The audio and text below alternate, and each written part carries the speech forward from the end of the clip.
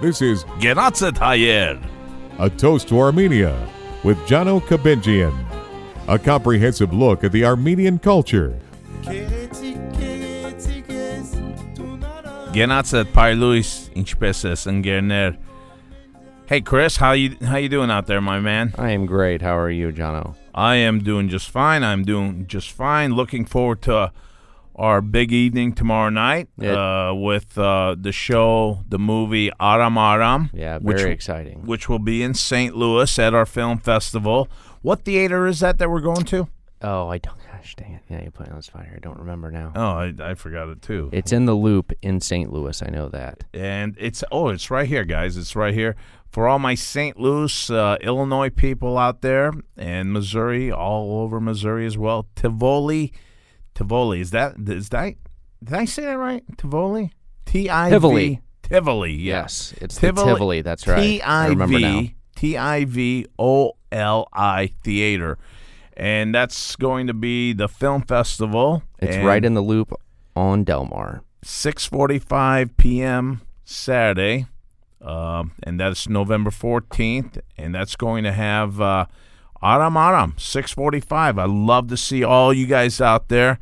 It's a big shout-out for our man Chris Chambers, who's bringing his movie all around the United States, all around North America, actually, and even in Armenia. God bless him, and he's doing a fine job, and I'm sure we're going to have that place filled up. And so, yeah, we got that going. Aram Aram, St. Louis, tomorrow, November 14th. Hey, before we go any further with the show, guys, for you listeners out there, we got a great thing going on right now with Armenia Proud podcast. It's called Audible.com. It's offering a free audio book download with 30 days free trial to give to you the opportunity to check out their service. I mean, how many times, Chris, do we just kick back while we're driving on the highway? It takes me 45 minutes to get to work. Yep. And you know what? It's great to hear something on the radio that not radio really, something like this just that over you the can, speakers. Sure, definitely, to where you can hear a book. And they're offering you, Audible.com is offering you this for 30 days free trial. Yep. And that you can find this right now at audibletrial.com/Armenia. Yep. Once you get there, what do they have to do there, Chris? So it's really easy. I actually stepped through the whole thing after I saw this. I'm like, you know what? I actually, I want this. I want to go on to get the free audiobook. So I did. I just had to go on, enter my name and email.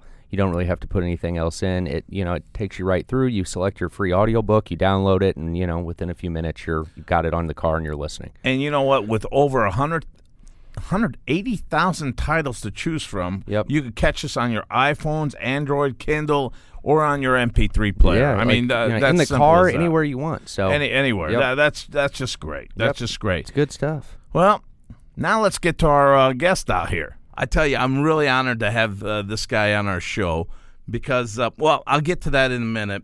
We've got his Armenian name is Gagik Harut Yanyan, but he goes by Gago Drago. He's a big-time fighter that I used to watch all the time. And little story behind this, Chris, is in 2008. In 2008, I'm kicking back with my mom. We got a party, an Armenian party at our house. And I'm just scrolling through the channels, and I find this M1 fighting. And I caught it just in time because Gago Drago's face popped up with the Armenian flag behind it. And he was fighting, I think, some guy from Netherlands or something. And then the whole room just stood still, and we didn't go eat kebabs anymore. We didn't. It's important then. It's important. Everyone just sat there then, and this was our guy, Gago Drago, on our TV, and we were so damn proud, man. In 2008, I think this happened in April. Wow. Gago Drago, Gago Inchpeses, man. Great to have you on our show. Okay, thank you. You're welcome. Do you remember that fight in April? Which fight?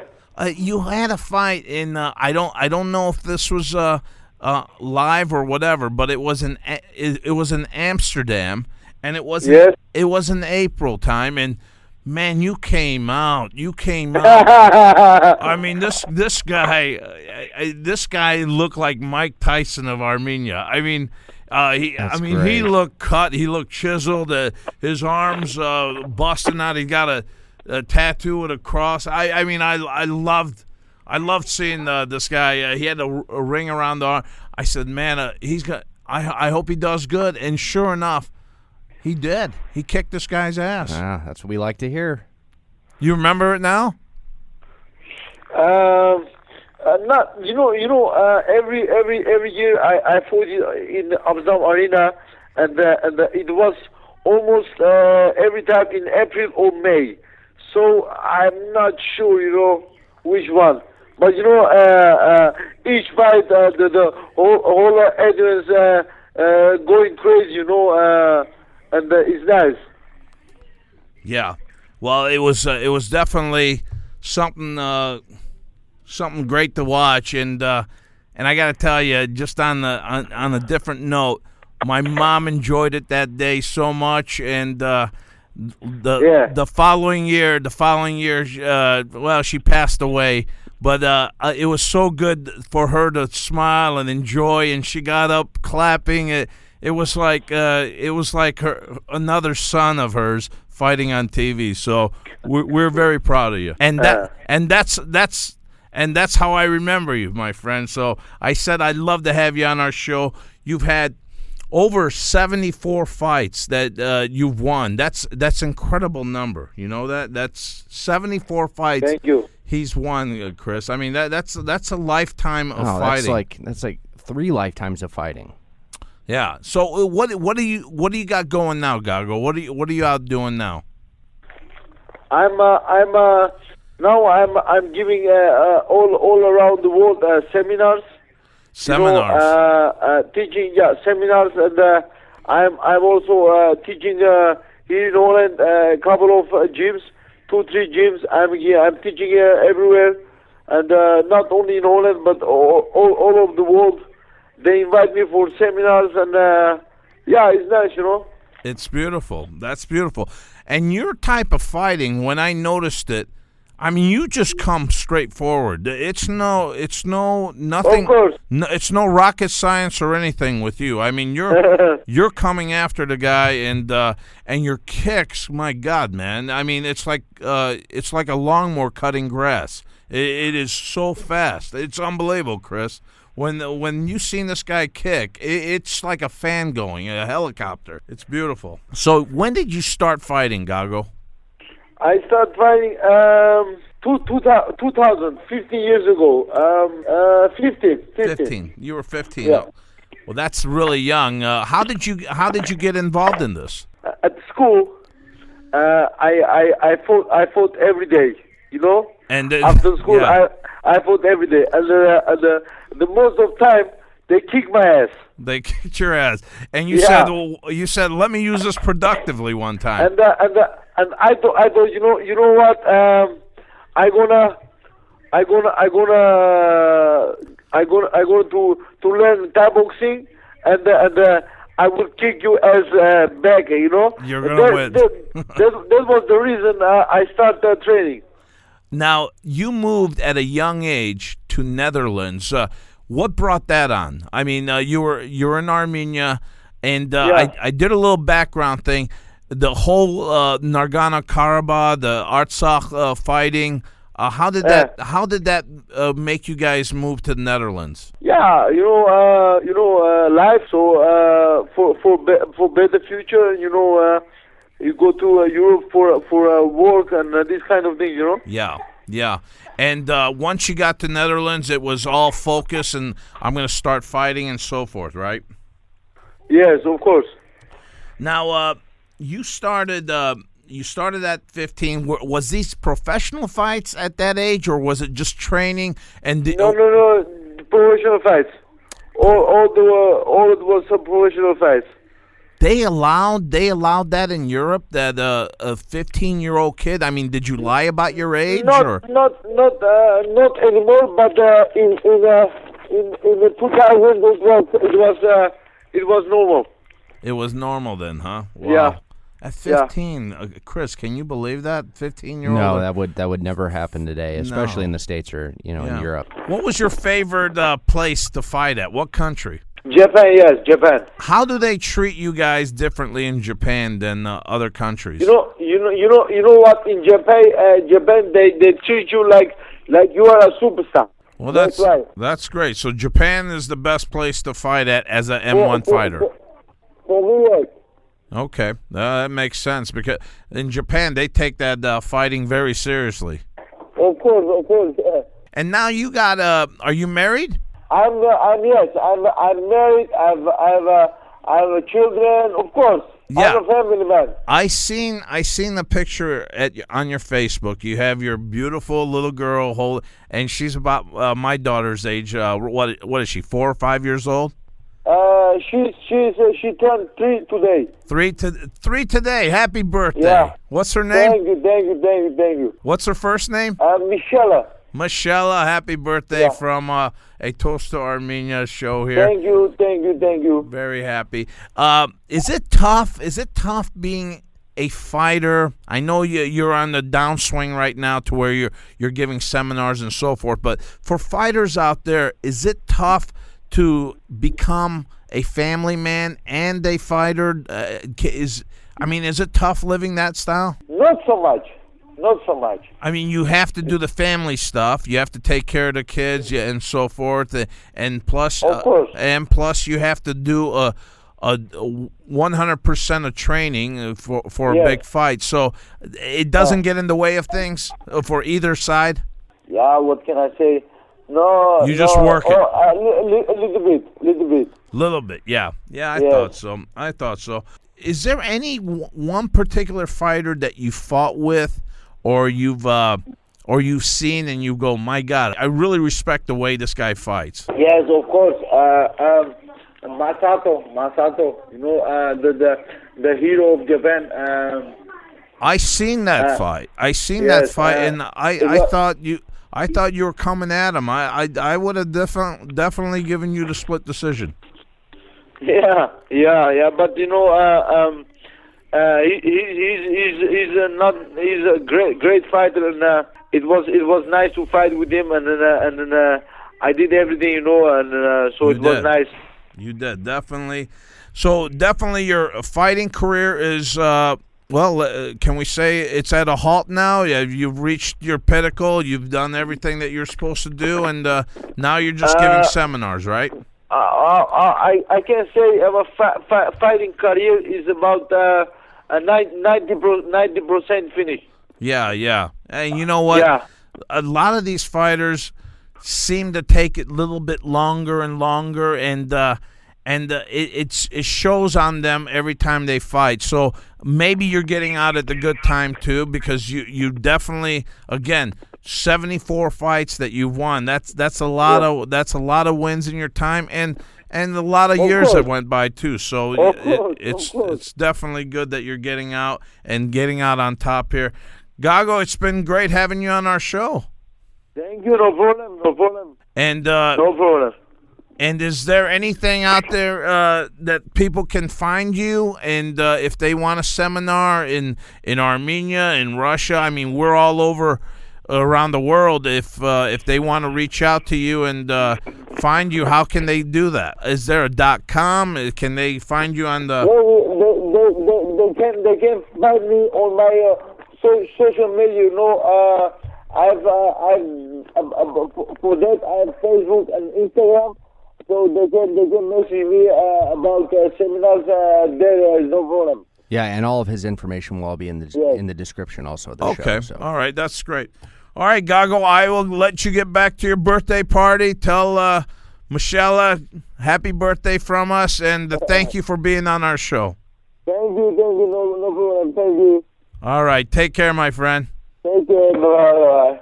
Well, you know what, Chris? It was a little hard hearing him. Yeah, but that's sort of expected. It was really interesting, though. The guy, he's got a really interesting history. He's been involved in a whole lot of fights, and he represents Armenia. Represents Armenia, and I don't need you to take any of these seminars either. We may see him in the ring again. You're not going to see me in the ring. No, I don't. I don't think we'll see him in the ring. He's fought a lot of fights. He's fought since 2000. I mean, that's a lot of fighting. Starting at 15 years old as a pro, though, that is what just absolutely blew my mind.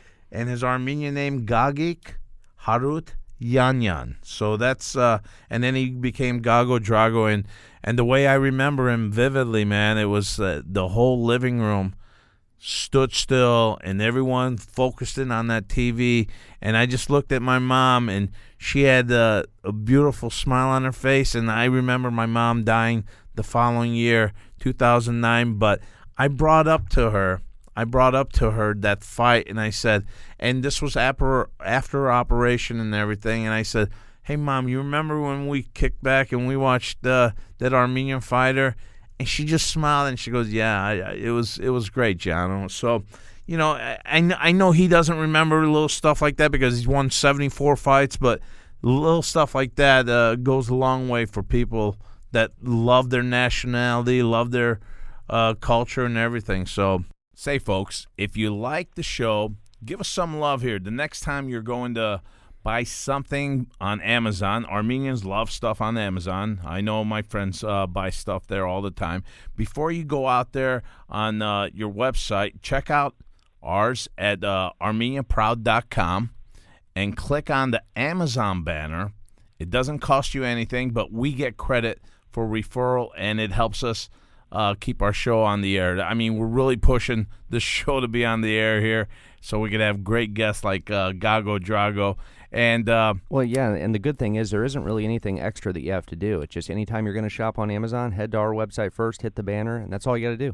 Hey, our next segment here. Hey, Mariam, glad to have you on board. Hi, Jonna. Glad to be there.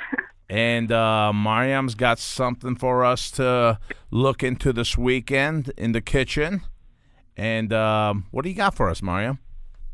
Well, it's healthy this time. Well, it's always healthy, I think, but this time it's called it's a tahini sauce. That I wasn't really aware of this sauce until you mentioned it last time when I was talking about tarator, the recipe, and you said something your mom made it. Mm-hmm. Yeah. That used to be with grilled vegetables, and that kind of stuck with me. So I asked my mom, and she said, yeah, my grandmother used to make that. And I didn't mention this, in the book or anywhere, but my great-grandmother was half Syrian. Half Syrian? Yes. Wow, that's so cool. Assyrian or Syrian? Syrian, so okay. Arab. Yeah. Right. And I grew up, and my mom and my uncles, they all grew up with Arabic food. So this, I didn't know this, or I didn't remember this. So they made this, and my grandmother used to make it with vegetables as well. So then I kind of dig into my library, and I found this book that I have. It's called Basic Lebanese Food. I think it's Taste of Beirut. Taste of Beirut. Yeah, and I found this sauce. Taste of Beirut. Yes, and it's actually also called tarator sauce. But this one is actually with tahini. Mm-hmm. All right. So what's this sauce for? I forgot what I mentioned it for you last week or a couple weeks ago, actually. Hey, by the way, Mariam, I got to tell you, I was on a 5-day fast. I couldn't eat any food at all. I did something on my own. It was something my friend went on this diet. Not a diet. We stopped food completely. He lasted 3 days, and he had to stop because some level was going really high on his blood count. So he had to pull out of there, but I stayed in there. 5 days I didn't have anything to eat, guys. No food at all. I don't know. That's I don't know insane. if I could do that. No, I know it was very difficult. So I really wasn't in tune to any food or anything like that, Mariam. So you got to catch up with me on what was the sauce all about? What did we use this sauce for when we talked about it? This sauce is so great. You can actually make it. You can dress it, your meats like fish or chicken, and also you can use it on your vegetables as a dressing or as a dipping sauce. So it's It has garlic in it. It's tahini, of course, lemon juice, and hot water, a little bit hot water. I like to add little spice in there and dried mint. Okay. And and then while your meat is, let's say if you're grilling chicken, you can just, while it's hot, you can just toss it with that sauce. And it gives such a great flavor, and it's also very satisfying because you don't have, it's such an intense flavor like tahini, and it's a fat. You don't, when you eat fat, basically it satisfies you. And what I was going to bring up was, is this sauce? Can you put this on this one? I forgot the name of this. I mentioned it to you a while back. It's that little hamburger inside this dough that it's the size of maybe your smaller than your pinky. They pinch both sides and the meat's right in there. And I think you mentioned to me that's a Middle Eastern dish. You remember me asking you about that one? No, a little. It's a dough and there's a meat in it. Yeah, it's dough that's pinched on the corners on both ends, and the meat's in the middle. And what you do is after you put it in the oven. Manche. Yes, exactly. Right? I think my mom used to put this white sauce on top of that too. After she had done it, it was delicious then as well. Yes, I think it will be very delicious. I've never had it like that. I always had it with either yogurt. It's a yogurt sauce that they make with garlic, or some people just use chicken stock or beef stock. Right. But I'm sure it will be really good with that too. Right. So how do you make this again? Well, the recipe is basically 1 teaspoon garlic paste, and then 1/3 cup of tahini, or half cup tahini, I'm sorry, and then 1/4 to half a cup lemon juice. There's a lot of lemon juice in there. And then you add a little bit of hot water just to dilute it. And then, like I said, I like to add hot sauce in there, and then I like to add dried mint. Okay. That's what I add, yeah. Is this a really clear good. sauce, or is this like a madzun type of It's color? like a matsun, yeah. It's like it's runny yogurt, yeah. Boy, that sounds really good, especially when you put it on something like that. So with that garlic and lemons seem like a great pair together. I mean, that sounds really delicious. Yeah, it is, and it's very delicious too. If you try it, you'll know what I'm talking about. Yeah, of course. I mean, I am Lebanese Armenian, so that sounds like something that we probably put little with the lahmacuns and the fishes and stuff like that. So it definitely sounds delicious. So what do you got going this weekend, Mariam? Anything lined up? Well, our weekends, as I mentioned before, it's all about soccer. Soccer. My boys are in soccer, yeah, we have. But this Saturday and Sunday, both days, we have games. And then family is going to be over on Sunday. We're going to make pizza. Oh, excellent. Excellent. Pizza with Mariam. That sounds like a restaurant. Pizza with Mar. Yeah, and well, me and Chris, we're going to our film festival. Chris Chambers is going to be there with Aram Aram movie, and we're kind of excited about that. It's a film festival being held here in St. Louis. Yeah, we're really excited about it, and Chris said that I can't wait to see you guys, and it's going to be kind of cool. And he's even going to give our show a plug, so maybe we'll have more Armenian listeners after this weekend. Yeah, I hope so. Well, enjoy your weekend, and right. I can't wait to see Aram Aram myself. I just missed, I guess they were here in Los Angeles. Yeah, they were. Glendale. Yeah, and I missed it, but I can't wait till I actually see the movie. I hear a lot of good reviews. Yeah, I mean, people that actually saw it.